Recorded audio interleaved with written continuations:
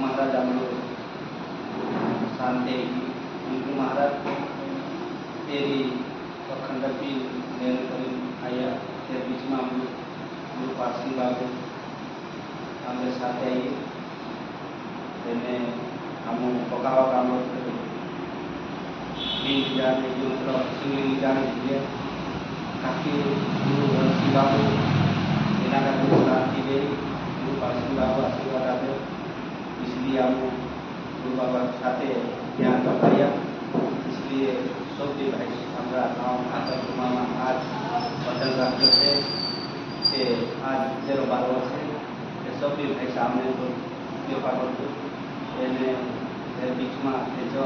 महाराज साथे से गंगाराम महाराज से पटेल आलू गाँव से सब पाछी वाले यहाँ पका गाँव निमंत्रण सब भी भाई सामने